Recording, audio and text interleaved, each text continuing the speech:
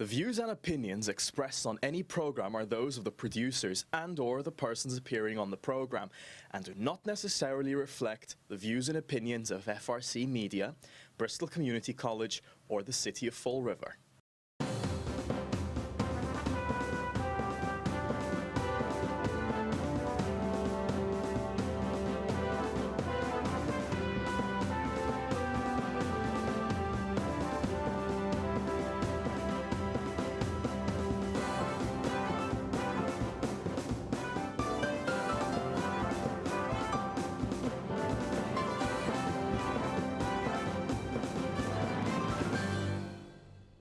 Well, hello. Welcome to Spindle City Straight Talk. I'm Chip.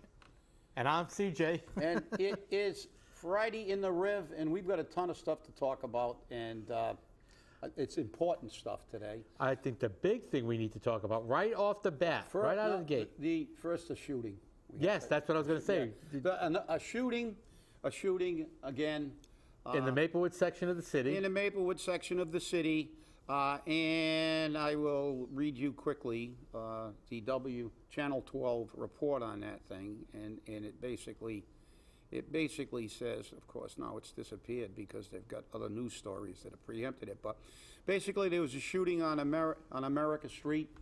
There was a caption there from I guess a Facebook post that said, one of the neighbors said they was shot at point blank range or something like this, which obviously is subject to, we all know that sometimes eyewitnesses get a little, but the reality is the individual had to be transported to Rhode Island Hospital, and they don't really know their condition, but they had to be at least serious to be transferred to. And another shooting, and again, how many shootings, we go back to all the shootings we've had in Fall River, and not once did our mayor, who we will get into right after this, who has announced his candidacy for re-election, has ever said or offered a plan of what he's going to do to address this issue. He's just going to be reactive rather than proactive. Yeah, even when the Griffin Park shooting occurred. Yeah, Corky Row. Yeah, the Corky Row. He really didn't offer a plan. All he did was throw parties. Yeah, well, he showed, and he showed up, and then he superseded a meeting that was planned by Chris Peckham, so that he could have his meeting instead of Chris having his meeting, so he could make it look like he was doing something. Well, that's exactly right. The optics. Right. So I don't know if he would have even had a meeting, because he normally just ducks from everything. Right. He wouldn't have had a meeting if Christopher Peckham hadn't scheduled a meeting, so he preempted that meeting. So, we have another shooting. He's been in office almost 3 years now. We haven't seen a plan for anything. Failing schools, which is ironic, because here's a guy that spent his entire life in the educational system, was a school committeeman, and now is the chairman of the school committee. Don't you think that if you a career educator and your school system couldn't crack the top 200 in the state, with all the money and positions that they have created, you would make that a priority? But no. The priority is a new assistant superintendent, a new director in some of the union. I don't know which union it is, but he's going to split it in half, give each person half the work, and give them both supervisory positions. Which means more money. More money. Yeah, and I know his announcement said, I'm here because the job isn't done. And right. the irony was, and Fall River is moving forward. I don't know where they're moving. They might be moving out of the way of stray bullets, or he thinks they might be jumping on a tee to get out of Fall River permanently. And infrastructure, everybody talks about, come on, infrastructure. That's a constant. Infrastructure, everywhere you go, you hear about infrastructure. And he said, I haven't, I've got things to do. I'm not finished. You haven't done anything. I asked somebody yesterday, because I had a conversation about this, I said, can you name one thing, just one thing, that he's done for the people of Fall River? Not the developers, not the lawyers and the developers and the rich people and his banker friends. Can you name one thing that he's really done to really impact the lives? I'm not talking about parades and movies, because that's not being a leader. Have you seen him at any time make the citizens of Fall River, the average citizens of Fall River, the people who by U.S. Census Bureau statistics are living on per capita income of $26,000, $5,000 of which has already gone to inflation? Right. Have you ever seen him do anything? I know he promised not to raise taxes, and he did. He promised to lower taxes, and he didn't. And and then he just runs away. And part of his thing this morning, I guess he was on, I get calls all the time, I guess he was talking about housing. Housing? Really? Housing? Are you kidding me? Here's a guy that has done nothing, basically, for affordable housing. I'm looking for the piece of paper here that oh, wait a minute, I know where it is.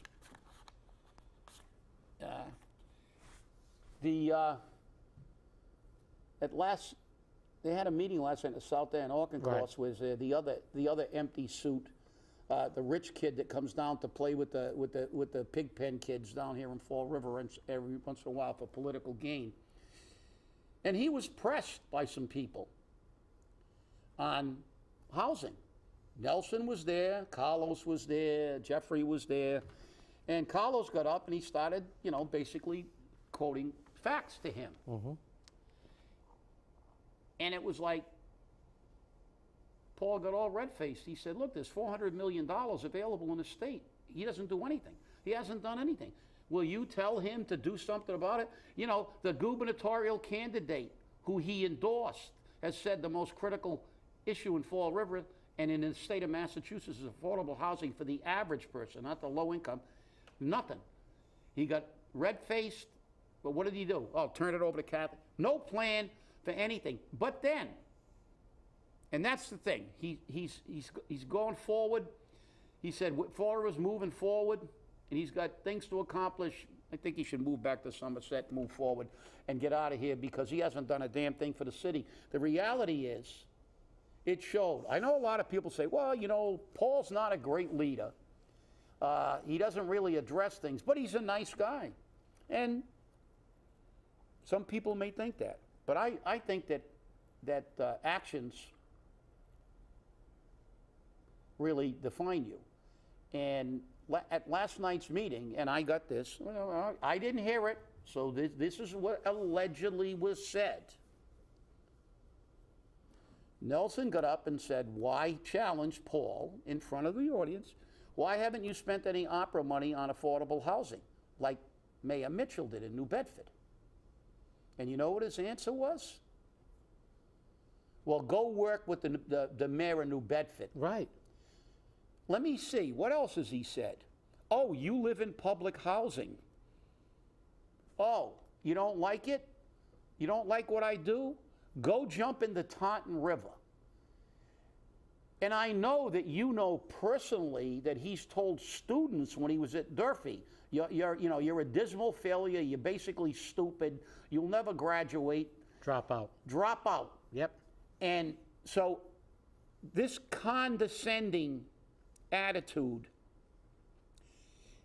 does not compute with this persona that he tries to portray, that he's Mr. Nice Guy. Oh, don't you want to be there? Don't you want to go to heaven? Nothing negative. Let's not talk about, we're not talking about negative when we're pointing out fact. Where's your plan? Where's your plan for crime? He took away the tents from the homeless people. That's right. Yeah, this guy's a nice guy. He took away the tents. And everybody say, yeah, they deserve it, they're junkies. Well, it's a problem. He took away their tents, but what is his plan to do with them? Are they going to disappear? No, they're going to go somewhere else and build cardboard stuff. This is not the action of a leader. He has never been a leader. He will never ever. He hasn't had a plan for anything that's germane to providing a better Fall River for the average Fall Riverite, and he's declared early, and that's good. because now we can wait for his plan. Maybe now he'll get off his butt, but I don't think so, because he's just not a leader. And as I've said before, it's nothing personal. It's the fact that he's not suited for the job. And I'll get to that later when we talk about a real important life or death issue. But he's just not suited to lead anybody. He's never led anything in his life. And right now, he hasn't come up with a definitive plan for anything. This is, I don't know, the umpteenth shooting that we've had in Fall River since Corky Row, and yet never stood in front of a microphone and said, listen, we have to deal with this issue in Fall River, and we're going to do something. You know, we can't eliminate it. Look, nobody's being Pollyannish here. We understand you can't eliminate crime, but when you ignore it and just say we'll be reactive rather than proactive, you are failing the people of Fall River. You know, it's interesting because in the 3 years that he's been in office, and he uses COVID excuse a lot on why nothing got accomplished for those 2 years, because of COVID. But he holds that also, that I got masks out there, I got, you know, PPE out there. You didn't get it out there, okay? It was provided, and you had your people do their job. That's what they did. They did their job. And that's what people are supposed to do, their job. You're not doing your job, Paul. Okay? You're just not doing it. You're not cutting it. You're not cutting it. You know, we remember hearing from you that it'd be 2 years, it'd be 2 terms. Now it's 3 terms, then it'll be 4 terms, then it'll be 5 terms. You know what? People can't believe you. They can't believe you because, once again, you have misrepresented to the public exactly what you plan to do, because you don't have a plan. You don't have a plan. You haven't had anything at all since you took office. And you promised us a better administration than the Jazel Correa administration. Well, let me tell you something. Jazel may have been a crook, but he had this city running like a clock. Like a clock. We were saving money. We were doing things right. You come into office and right away, you piss away every dime we got. You hire all your friends. You hire all these people. Then anyone that was already hired, you gave them all pay raises. Gave them all pay on top of the 3%. Which, in my opinion, if people have a contract, if there's no COLA in their contract, they shouldn't be getting a COLA. And why the city's doing that, I don't know, because the unions don't get it. The unions don't get it. So why should somebody who's contracted get it without it being in their contract?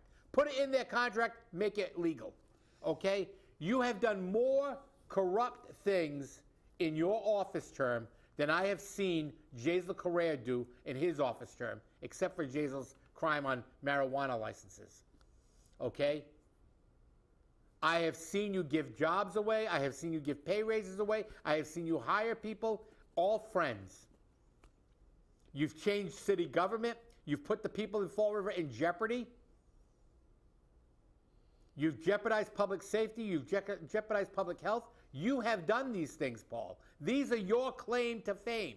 So make sure when you run next year, make sure the cards that get mailed out say, I put public health in jeopardy. I put your public safety in jeopardy, because that's what you did with this recent reorganization. Reorganization of what? Reorganization for your friends? Because remember, Fall River Fire Department and Fall River EMS were supposed to become one organization, not 2. And that's how they got their Group 4 status. And you turned around, you made them 2 separate organizations. And don't give me this bull about camaraderie. Because you then turn around and say, well, they're never in the station anyways. They're always at the hospitals. Well, if they're always at the hospital, why do they need to move from the stations? Why are they even in the stations at all if they're always at the hospitals? See, this is where you get convoluted. Okay? You think you're a wordsmith, but you're not. You lie out of both sides of your face, and we can't figure it out. Well, you're right, but I have to disagree on the fact that he doesn't have a plan. He does have a plan. He has a plan to make all his friends richer. That's not his plans, that's his friend's plan. Well, but he is an accessory before, Yes. during, and after the fact. Correct.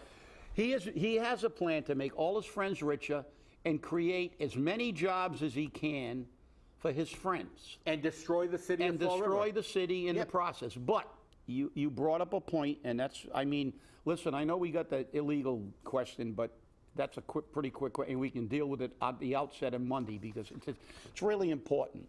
Because, and again, I didn't hear it, but I got a report that Seth Akins was on the radio saying that, you know, this is all, you know, this is much to do about nothing fundamentally. It doesn't matter where they are, because they'll get there within the 5 minutes or something like this, right? Okay. With all due respect, and look, let me say this before I start. I've met Seth a couple times at council meetings. He seems like a pretty good guy. I know he's a veteran. We talked about you know, veteran stuff, and he seems to be fairly, you know, intelligent and reasonable. But with all due respect to Seth, he doesn't know his butt from a post hole about public safety. And it was foolish of him and dangerous of him to go on the radio and make that characterization that it doesn't matter, when everybody knows the most critical factor is response time. And he said, you can get anywhere in Fall River within 5 minutes. So he's talking like a lawyer, because a lawyer is worried about the city getting sued over a response time, and he's looking at the NFPA 1710 guideline and saying, well, we'll get in within the guideline. But that's your defense. But that defense will be shot down by a good lawyer, and there have been cities sued, and the plaintiff has prevailed when they knowingly did something that damaged their ability to provide public safety, like move things around and increase times.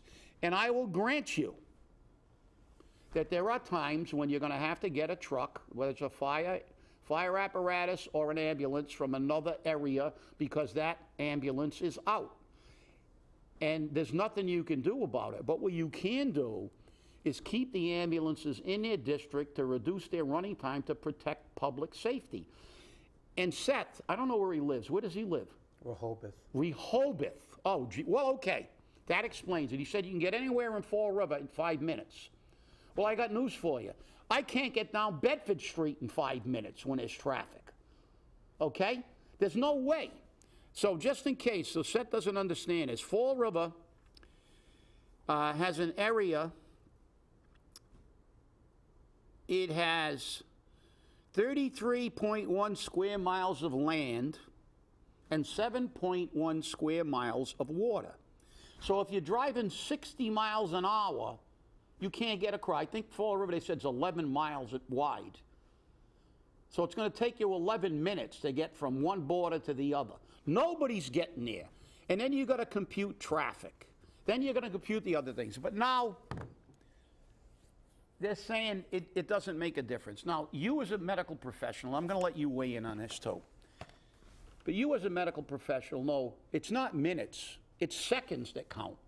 Seconds. Okay. First of all, let's hit the fire apparatus that got repositioned.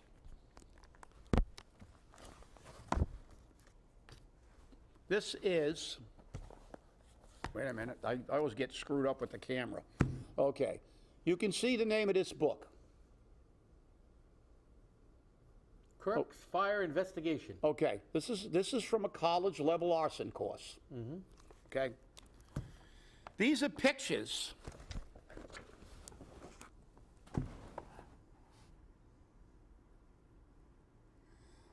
of a fire and the fire propagation. You see this first picture? I get all screwed up with my fingers here, okay. See this first picture? This is a waste paper basket fire at 3 minutes. And remember something, when they talk about 5 minutes, they get there in 5. We don't really get there in 5 in a medical rescue, because remember, We get there in 5 minutes from when we're called. Now, if you look at this, at 3 minutes, it's in the waste paper basket. And then it propagates, I'm on the wrong page, section again. Then this is at like 4 minutes. But then you look at these pictures on this side. To go from the waste paper basket to here, where the room is almost fully involved, is 7 minutes. And then it hits flashover and the entire room lights up, everything in the room. So what happens if that fire isn't discovered immediately, and it never is? What happens is lives and property are lost. The reality is, if you don't get there, like your aunt spent months in the hospital in a burn unit in Boston, and we were lucky to get her out, and that was 2 blocks, Montauk Street, from the Globe Station. I got there in literally a minute, and we barely saved her life. Fires do not go detected immediately. We lost a child, an infant, on I forgot which street off Columbia Street, and the firefighter who discovered the infant had to retire. He was so stressed out. He was so stressed out that he could not deal with the job anymore after seeing a dead infant. And he left the job and he went to work at DCM. He tried counseling and everything else, but he just could not get over the trauma. No, that would be very traumatic. And this is the problem. Fires go undetected. That fire that the infant died in went undetected. There was a huge investigation because people were screaming about the fire department, took them forever to get there, and blah, blah, blah. Well, the reason was a whole bunch of people that called and said, they took forever, or complaining later. None of them called the fire department. Right. Everybody thought, well, the fire department must know there's a fire. And nobody called. These are the things that people in public safety know. Look, it's not your fault, but please, this is not a court of law. You don't have time to go and ask the judge for a recess or something so you can go research something. Seconds really count. Now that's fire. Let's get to EMS. In case you can't read it, it's the print because of the lighting and stuff. This is effectiveness of fire-based EMS. Which we don't have. And remember, they said we were going to have that. That's right. But here's a couple things, CJ, then I'll let you take over because this is your wheelhouse. Okay. Of all the EMS calls, the most critical is that of cardiac arrest. When the heart stops pumping blood, the oxygen supply to critical organs, especially the brain, is rapidly compromised. If delivery of oxygen-enriched blood is not restored within a matter of a few minutes, irreversible brain damage occurs, followed by death. A landmark study in the 70s showed that survival rates of cardiac arrests outside hospitals were significantly greater if life support was not initiated within 4 minutes, and that's of the onset of the, and as I said, what people don't understand is we don't get those calls when somebody goes, because when somebody drops, somebody doesn't immediately call 911. Sometimes it's a minute or two before they discover somebody, or a minute or so before somebody realizes that they better call somebody. So you're going to tell me that moving these trucks, and I got a couple more just quickly. A recent study, cardiac arrest linked to the arrival of cardiac arrest time elapsed for 3 intervals: CPR, defibrillation, and advanced cardiac life support. The survival rate, even if you get there within 4 minutes, is only 67%. And for every minute over that CPR isn't initiated, you lose 2.3% of your ability to save that patient. Okay? And then you lose 1.1% if you don't defibrillate, and you lose another 2.1% if you don't give advanced life support. Okay? And the last one, and I'll let you take over because this is your wheelhouse. Okay? Current medical evidence indicates that if emergency medical intervention is delayed, the patient's survival of cardiac arrest approaches 0. And let me end this, and I'll turn this over to you. Why fire-based EMS was the right way to go. And I tried to get fire-based EMS 20 years ago because I used this book. This is the IAFF. So I don't know how the union could sign off. The reason fire-based EMS is better is because if we melded those two, but those people don't want to go to a fire academy and they don't want to go into burning buildings. Right. But when you have firefighter paramedics, and you have a good amount of them, you don't have to have all of them, but you can put a paramedic on every piece of fire apparatus. So now when all the ambulances are out, and there's a cardiac arrest in the north end, and the north end ambulance is tied up, you don't have to wait. You send a north end fire truck with a paramedic to begin CPR to enhance that individual's survival rate. This is a disgrace, and you're endangering the lives of the public with this move. It's not my words. These are not my statistics. These are facts. Take it over, CJ. Well, I'll tell you right now. I've been in Los Angeles. I've been in San Francisco. I've been in Chicago. I've been in Minneapolis. Guess what? Every single ambulance call, guess who else shows up? A piece of fire equipment. Yep. Okay? Every single ambulance has a piece of fire equipment. And if the ambulance isn't there first, the fire equipment is, guess what? They go right to work. They know what they're doing. And that alleviates a lot of deaths. Okay? Think about this for a second. You fall down because you're having a heart attack. You drop to the floor on the side of a bed. How rapidly is somebody going to find you? Unless they hear you actually thump, how fast are they going to actually find you? 2 minutes, 3 minutes? And that's if they're looking for you. If they're not looking for you, they may take 5 minutes. In which case, I'll tell you now, they might as well write you off. And in fires, it's not the fire that kills the people. It's the smoke. 75%. It's the smoke. Okay? And that's what kills people. So, and as you heard from Chip, 75% of the people who die in a fire die from the smoke. And that says a lot. And if EMS is there in Fall River, they can't go into the building, can they? Nope. So what happens is EMS has to sit outside and do nothing. They do nothing, which means fire has to get to that victim, bring that victim out of the building, and then give that victim over to EMS. All wasted time. Okay, I don't expect a firefighter, paramedic, to be in there giving CPR with flames blowing around him. I don't expect that.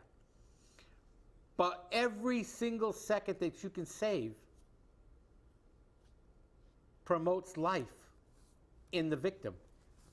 If somebody is suffering from smoke inhalation, it's not just the smoke inhalation, okay? There's also things that when a house goes on fire, you have poisonous gases which are generated by the burning of polyethylene chloride, by cushions in your furniture, in your beds. All of these things burn and they generate toxic gases. Why do you think firefighters go in with helmets, okay, and masks? Not only because of the smoke, because there's noxious fumes and there's poisonous gases. They don't need that, okay?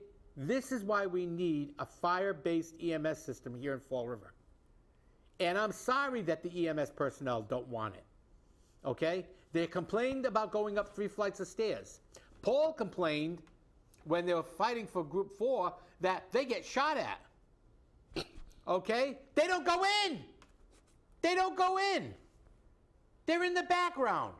There have been people that shot, and let's. Oh, let's yeah, be fair. don't get me But wrong, I'm not remember, saying it never but happened. also the electrical inspector can get shot. If we're going Right. to say that, it's not normal. Group 4 was created for people who, if they do their job perfectly, they can die. Right. Because a firefighter can go into a building and die because a floor collapses on him and he ends up in a cellar from the 3rd floor. A police officer can be shot, execute his duty. A corrections officer can get murdered in a prison riot doing his job.